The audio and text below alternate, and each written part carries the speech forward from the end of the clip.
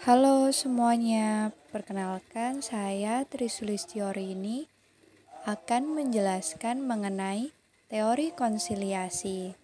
Nah, sebelum kita membahas mengenai apa itu konsiliasi, kalian tahu nggak sih kalau konsiliasi itu pertama dikenal di negara Jepang. Di Jepang, konsiliasi disebut dengan chote. Penyelesaian ini telah dikenal sejak zaman Tokugawa hingga masa Jepang modern. Nah, proses konsiliasi masuk dalam peraturan perundang-undangan Jepang itu mulai tahun 1920. Dalam sejarah Jepang, konsiliasi digunakan untuk menyelesaikan sengketa secara informal. Sengketa perdata tidak jarang juga dibawa oleh para pihak kepada polisi untuk diselesaikan melalui konsiliasi. Pada tahun 1920 diadakan perjanjian pertama kali yang mengatur mengenai konsiliasi yang diadakan antara Swedia dan Chili. Kemudian pada tahun 1925 diadakan perjanjian antara Perancis dan Swiss yang mendefinisikan tugas dan fungsi Komisi Konsiliasi. Nah, di sini dijelaskan mengenai tugas Komisi Konsiliasi, yakni menjelaskan masalah dalam sengketa dengan mengumpulkan semua keterangan yang berguna melalui penyelidikan atau dengan cara lain dan berusaha untuk membawa pihak-pihak pada persetujuan. Nah, dari sini kita dapat mengerti bahwasanya konsiliasi itu suatu alternatif penyelesaian sengketa dengan cara mengumpulkan kedua belah pihak yang sedang bersengketa untuk mencapai sebuah kesepakatan.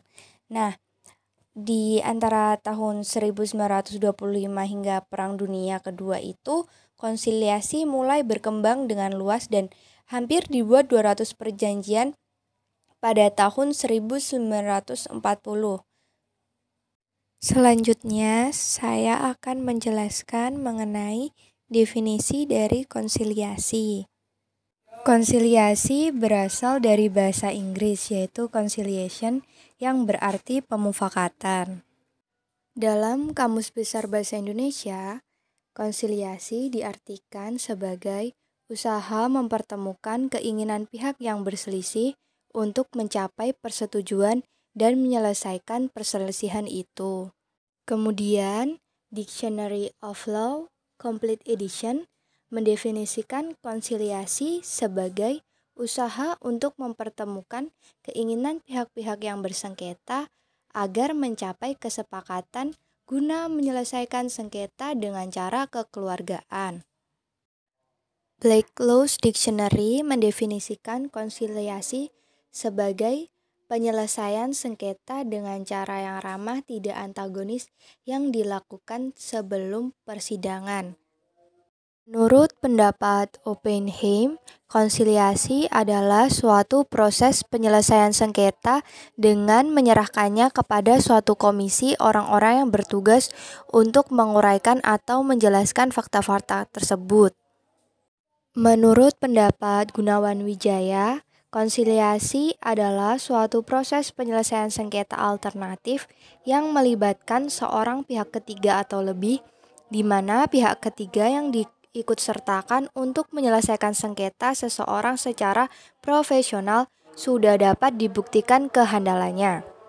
Konsiliator dalam proses penyelesaian sengketa ini memiliki peranan yang cukup penting, karena konsiliator memiliki kewajiban menyampaikan pendapatnya mengenai duduk persoalan dari masalah atau sengketa yang dihadapi, alternatif cara penyelesaian sengketa yang dihadapi, bagaimana cara penyelesaian yang terbaik, apa keuntungan dan kerugian bagi para pihak, serta akibat hukumnya.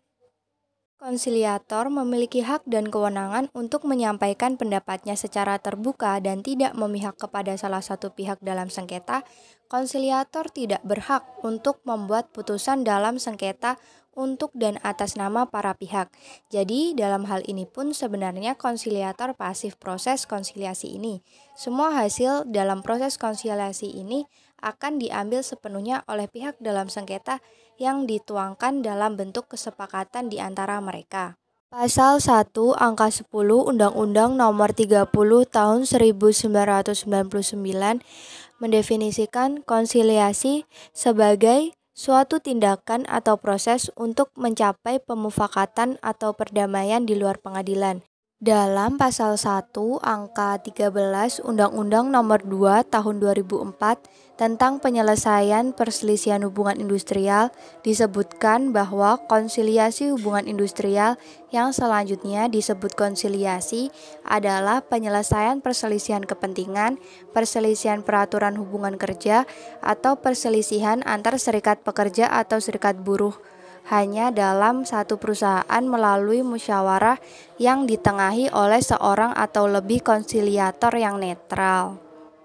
Konsiliasi merupakan kombinasi antara penyelidikan atau inquiry dan mediasi atau mediation.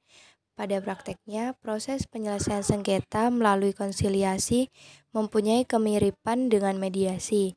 Perbedaan yang dapat diketahui dari kedua cara ini adalah konsiliasi memiliki hukum acara yang lebih formal jika dibandingkan dengan mediasi.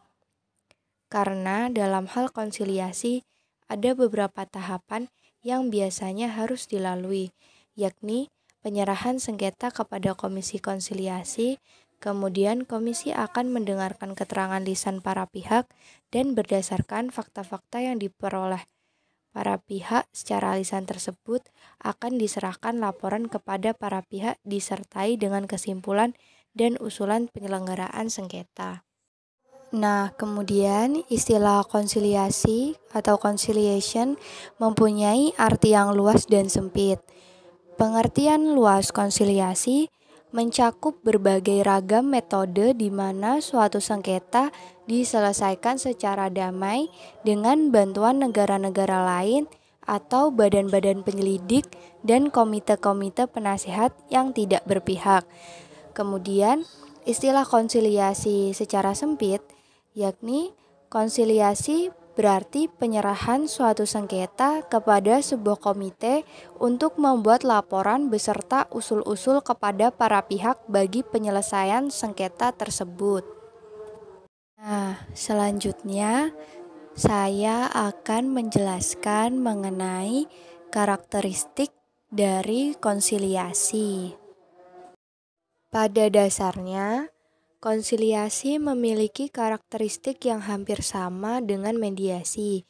Hanya saja peran konsiliator lebih aktif daripada mediator, yaitu yang pertama, konsiliasi adalah proses penyelesaian sengketa di luar pengadilan secara kooperatif. Yang kedua, konsiliator bertugas membantu para pihak yang bersengketa untuk mencari penyelesaian. Yang ketiga, konsiliator bersifat aktif dan mempunyai kewenangan mengusulkan pendapat dan merancang syarat-syarat kesepakatan di antara para pihak. Yang keempat, konsiliator tidak mempunyai kewenangan membuat keputusan selama perundingan berlangsung. Yang kelima dan yang terakhir itu, tujuan konsiliasi adalah untuk mencapai atau menghasilkan kesepakatan yang dapat diterima pihak-pihak yang bersengketa. Proses konsiliasi yang berkembang di Amerika Serikat agak berbeda dengan yang berkembang di Jepang dan Korea. Konsiliasi di Amerika Serikat merupakan tahapan awal dari proses mediasi dengan acuan penerapan. Apabila terhadap seseorang diajukan proses mediasi dan tuntutan yang diajukan orang yang mengklaim dapat diterima dalam kedudukannya sebagai responden. Dalam tahap yang demikian, telah diperoleh penyelesaian tanpa melanjutkan pembiayaan, karena pihak responden dengan kemauan baiknya bersedia menerima apa yang dikemukakan oleh klaimen. Cara penyelesaian dengan goodwill yang demikian ini disebut konsiliasi winning over by goodwill. Biasanya alasan responden mau memenuhi tuntutan secara goodwill adalah karena responden menyadari sejauh mana seriusnya persoalan yang disengketakan atau dia tidak ingin permasalahannya dicampuri oleh pihak ketiga. Contoh kasus penyelesaian sengketa menggunakan cara konsiliasi pernah dilakukan antara negara Thailand dan Perancis.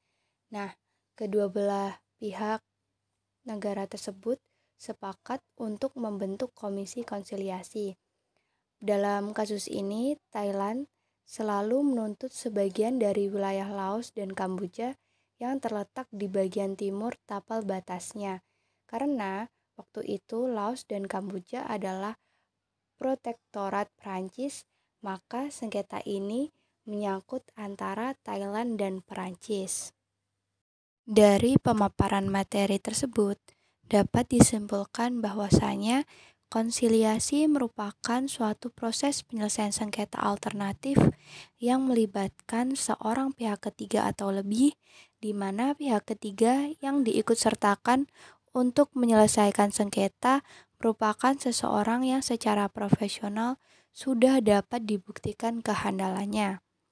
Nah, konsiliasi sendiri dilaksanakan di luar pengadilan, yakni masuk kategori non-litigasi. Konsiliasi sendiri pertama kali dikenal oleh bangsa Jepang, yang dikenal dengan sebutan Chotei. Perjanjian pertama yang mengatur mengenai konsiliasi itu antara Swedia dan Chili pada tahun 1920. Konsiliasi sendiri merupakan kombinasi antara penyelidikan atau inquiry dan mediasi atau mediation. Pada praktiknya, proses penyelesaian sengketa melalui konsiliasi memiliki kemiripan dengan mediasi. Hanya saja, peran konsiliator lebih aktif daripada mediator dalam konsiliasi. Kemudian dari contoh kasus sengketa yang terjadi antara Thailand dan Perancis, dapat disimpulkan juga bahwasanya konsiliasi itu dapat dilaksanakan antar negara atau secara internasional untuk menyelesaikan suatu permasalahan. Jadi konsiliasi itu tidak hanya dapat dilaksanakan dalam satu negara, namun dapat dilakukan antar negara satu dengan negara lain apabila terjadi suatu sengketa. Sekian penjelasan materi terkait definisi konsiliasi, sejarah singkat mengenai konsiliasi, serta karakteristik dari konsiliasi dari saya. Semoga pemaparan yang saya berikan dapat dipahami. Apabila terdapat pertanyaan atau mungkin saran dan tambahan materi dari teman-teman semua, dapat disampaikan secara langsung maupun melalui kolom komentar. Terima kasih telah menonton video saya. Sekian, dadah.